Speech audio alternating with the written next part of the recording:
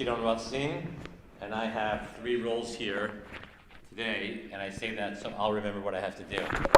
One is I want to reiterate the many, many thanks that are due.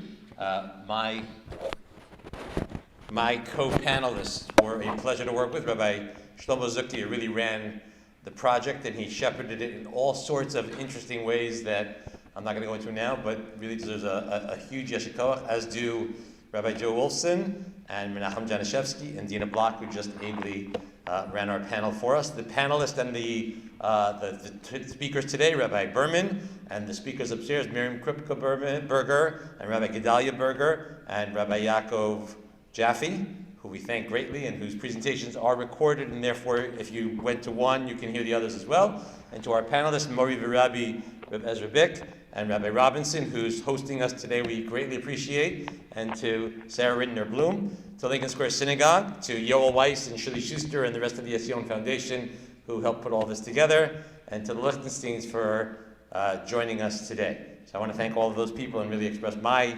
appreciation for a wonderful morning. Second job that I have is to mention, Yoel will do it more firmly after the event is over, but the Lichtensteins do have a flight to get to Toronto. I'm not sure you can make it to Toronto to hear them at the panel this evening in Toronto, but they have to get there. So much as they would like to spend time with all of you and really discuss, there will be a point at which you'll say, it's really time to go. So I wanted to put that out there, and not that it's being made up on the fly. That was well known beforehand, and we're sorry that it's worked out that way, but the Lichtensteins are in much demand.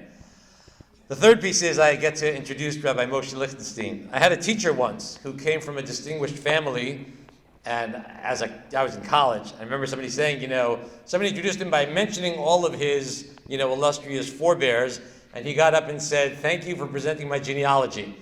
So I don't need to do that because Rabbi Mosheh Lichtenstein is really a very important and wonderful thinker and Torah leader in his own right. Aside from his regular shiurim and his regular discussions of Gemara and Halacha and Havayos Davai V'Rava, I have read 2 of his wonderful stories on Tzir V'Tzon and Moshe Rabbeinu, and on the Haftarot, both of which are filled with interesting, startling, exciting insights into the world of Torah that I would not have thought of on my own, and which leaves me grateful in those terms. But really, when I was thinking about how I wanted to introduce him, the most important thing for me to say was, when I was 17 years old and had never learned Torah seriously in any kind of way, in the back of the Beis Medrash Yeshivat Har Etzion, Rabbi Mosheh Lichtenstein was sitting with the Chavrusa, and when I would go pester him, he was very generous and kind to me in helping me come to understand what it meant to learn the Beis Medrash and be there. And for me, none of you care, but for me, it was very important to say that I appreciate that and I thank. So I call up Rabbi Mosheh Lichtenstein, who helped me find my way in the Beis Medrash to begin with.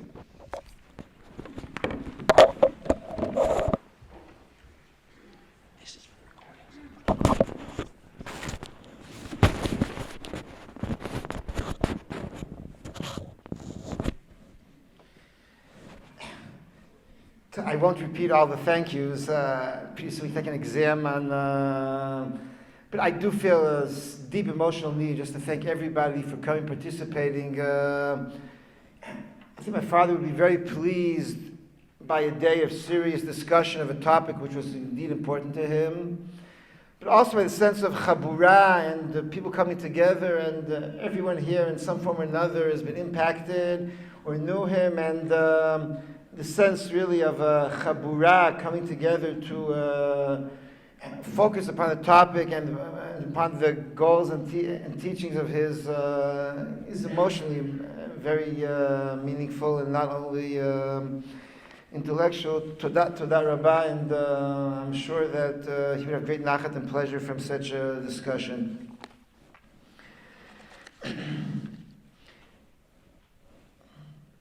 We read yesterday, as has been mentioned more than once already, Kedoshim tiyu ki kadosh ani Hashem Elokechem. I emphasize Kedusha is very different than many other concepts. The Torah tells us, sometimes in very general terms, sometimes more specifically, exactly what to do. And we have mitzvot, for instance, Vasita Yashar V'Atov, to do what's right and proper, to strive for the good, to achieve the good. Torah talks about V'alachta Bidrachav, follow in God's footsteps. Mitatzu Dei, try to do Mahu Chanun Afatah Chanun, Mahu Rachum Afatah Rachum. follow God's attributes, try to emulate Him. Kedusha, though, is different. And when the Rambam wants to talk about Chod Deot, like ethics and proper behavior and how to form your character, he does not talk about Kedusha. He talks about Valachta Bidrachav, follow in God's ways. Those mitzvot tell us what to do. Not only what to do, also how to create a personality. Kedusha, though, takes it to a different place. Kedusha essentially means a relationship with God. It means you are dialoguing with Him, you feel in His presence. Kedoshim tu ki kadosh ani essentially means Kedusha, the source of Kedusha is only the Kadosh Baruch Hu, and for you and being to achieve Kedusha, it's by means of his entering into relationship with him, by following, by doing mitzvot, not because they're mitzvot, but rather because by doing mitzvot, I'm consciously putting myself as a follower of his. That I'm in his presence, it's not trying to do the best thing only. It's simply that I now, to use the halachic phrase, I'm lifnei Hashem. Kedusha really means lifnei Hashem.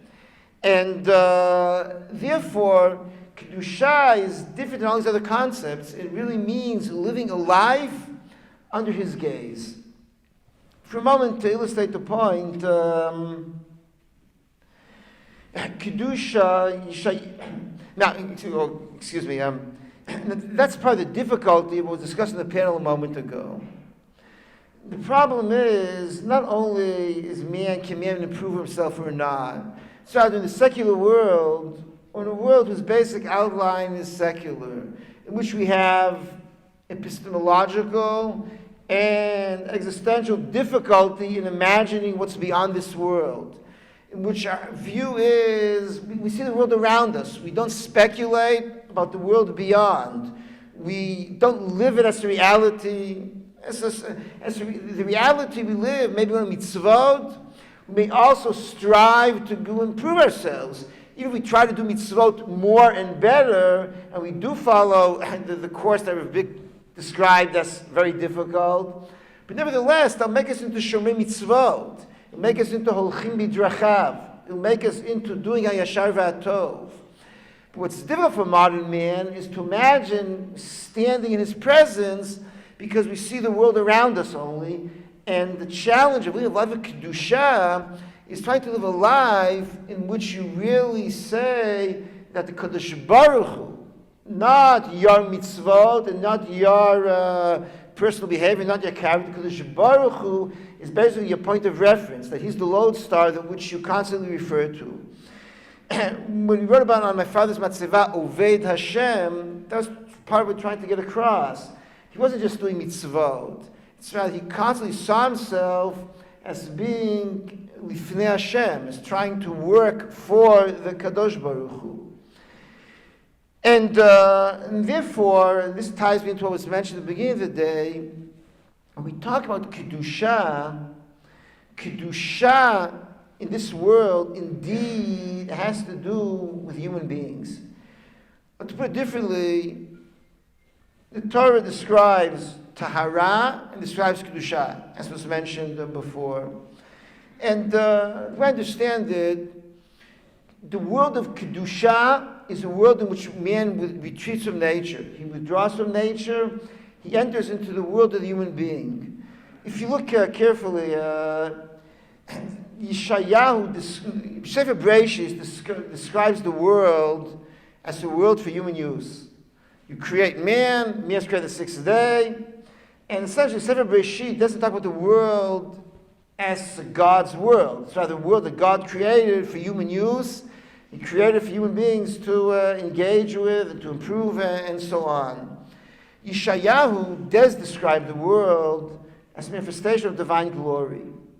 But if you look carefully, Yeshayahu talks a lot about kavod. Or to put it differently, when Yeshayahu talks about Kedusha, all of a sudden Am Yisrael is there. I'll quote the two psukim. V'nigla kvod Hashem, ruchol basar yachdav, ki pi Hashem diber. When you just observe the universe, the cosmos, you see divine glory. V'nigla kvod Hashem. Or another famous pasuk, Kol nikra b'shmi lichvodi b'ra'ativ yitzayaf asitiv. That's kvod Hashem. When Yisrael wants to talk about kedusha, he shifts to different psukim. I'm reading now from Yeshayahu, Perek Mem Gimel, Pasuk Tedvav. Pasuk Yudal Tedvav. Koma Hashem goalchem kidosh Yisrael, ani Hashem kidoshchem, borei Yisrael malkechem. When Yeshayahu wants to transition from kvod Hashem to kedusha, it becomes kidosh Yisrael or kidoshchem. Another pasuk, this is Perek Memhei. Pasuk Yudalef.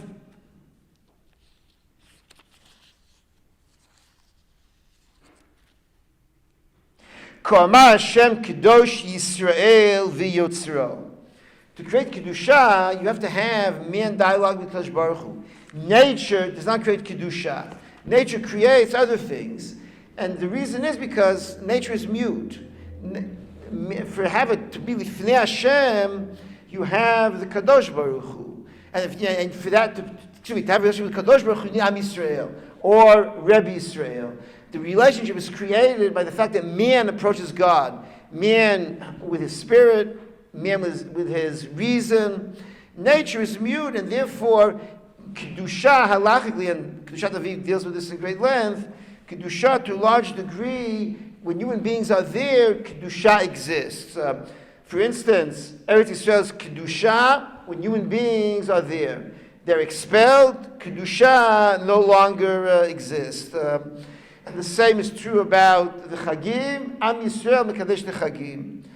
If I had more time, we have to discuss Shabbat, of course, in which the Kedusha is independent of Am Yisrael. But nevertheless, I think deep down, Shabbat is also a day which is not only Kadosh because Baruch Hu, eventually Shabbat exists for Am Yisrael to come and to meet Kadosh Baruch Hu within Shabbat. We have to discuss Mikdash as well. And now in conclusion, just to return to yesterday's parsha, we did Achrimot and Kedoshi. Achrimot described the natural world. And so therefore it's Tahor. The natural world has Tahara within it.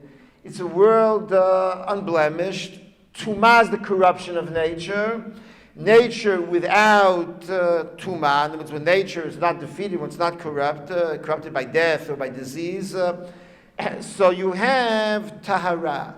But Tahara only means that you return to a pristine state, in which everything is all right, or to put differently, Tahara is neutral. In Kedusha, it will only exist as before when you withdraw and retreat from within nature.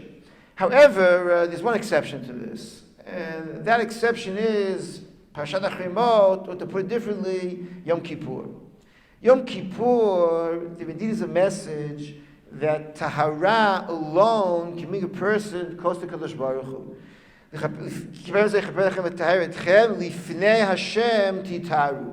Yom Kippurim, you can indeed approach the Kadosh Baruch Hu. You can be Lifnei Hashem through the medium of Tahara. And there's a very interesting Gemara, Masechet Yom, at the end of the first parak. The Gemara says that Satan in Gematria is 364. Meaning that one day a year, 365, there's 365 minus 364, you have one day left, which is Yom Kippurim, in which Satan has no control. I should begin by asking, why does the Gemara use the natural 365? The Jewish calendar is 354, 380 something, it's not 365. But the point is that when you talk about nature is 365. And if we'd be in a natural, unblemished, uncorrupted state, so then we could really think along such a calendar. And Yom Kippurim is exactly that day. Yom Kippurim, we go and say that man's natural state is one of Tahara. And why? Because the underlying message is that deep, deep, deep down, man is a positive being. However, you can't get carried away. It's only one day a year. And not only that, in Yom Kippurim, you have two Seirim. You have the Seir, which you have the animal that you sacrifice inside the Beit HaMikdash. And that's Kedusha. You have the Sir Mishtaleach, which is Tahara. And the concept is so paradoxical that Chazal describe it as incomprehensible. The idea that you approach God through nature and not through Kedusha becomes one of the paradoxes equivalent to the Paraduma. In both cases, you cross the lines and you need, and it's very difficult to understand why Tahara alone. The answer is that deep down, man is indeed a positive being. But the Torah puts right next to Yom Kippurim, Parshat HaRayot, to tell us, and we read in Yom Kippurim, it's the most strangest thing, it seems to be. At the end of Yom Kippur, we read, we're right before Ne'ilah, we're right before the end, the conclusion of the day, and there's nothing more inspiring and nothing more important to learn than Parshat HaRayot. And even though Yom Kippur has a prohibition on sexual activity, nevertheless, I could certainly suggest more inspiring Kriyat Torah, presumably. But the Torah purposely twinned Parshat HaRayot with Sera Mishtaleach to tell us nature, even when you view it positively, is very dangerous. Nature constantly requires restrictions, and therefore, even Yom Kippurim, we read this as an antidote in a sense, or to provide perspective that the world of nature is really it's very limited even when you use it, or to put it differently, Yom Kippurim has a dual idea, has a dual track, and we have to be careful not to believe that nature alone. And therefore the Torah immediately begins, Kedoshim to you. As I said before, Kedusha essentially is the sense that you live under God's constant gaze, that you feel in His presence, and that you perform mitzvot, or anything else that you do because you sense that He's looking at you. Yol had a bar mitzvah last week, and I spoke there. I mentioned that the Torah has the mitzvot following Kedoshim to you. It seems to be quite an odd collection of hodgepodge mitzvot. I think the common denominator was what Rashi says, Ani Hashem Elokecha by Lifnei Iver. Almost all these mitzvot are mitzvot which are concealed. Only you know yourself. Lo tekalel cheresh. The cheresh is oblivious to your klala. The iver doesn't notice that you trip him up.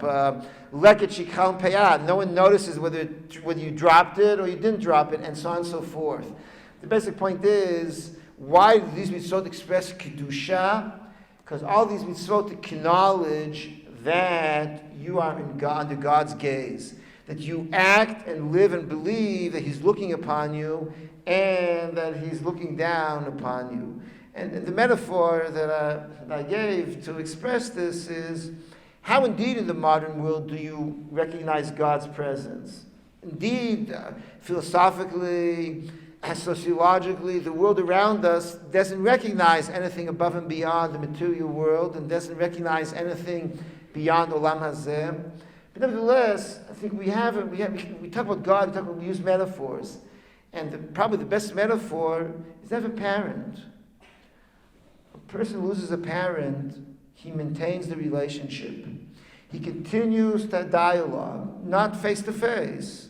I wish my father was here today, I could talk to him face to face.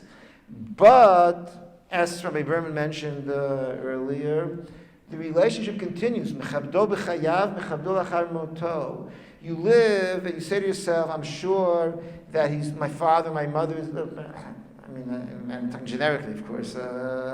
Look down, my parent, my deceased parent looks down upon me, and they would approve, or they would tell me to do this, or what's happening would give them nachat.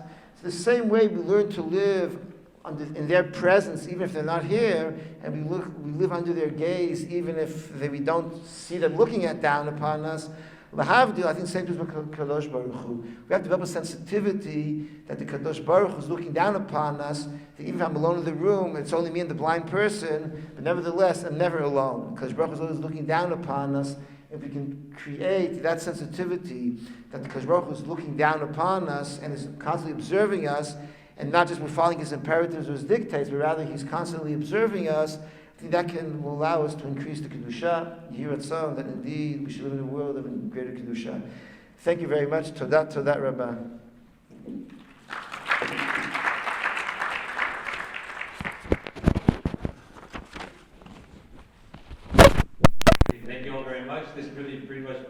concludes our Iyun. I just want to point out that one of the driving goals for the Lichtenstein family, for the Mishnat HaRAL Foundation, is that the topics we deal with not be only something that stays in the past, something that the Lichtenstein promoted and cared about and was interested and invested in, but that we take these ideas and make them our own in the sense that we push them forward in our lives and the lives of those around us in the ways that are appropriate in new situations that arise.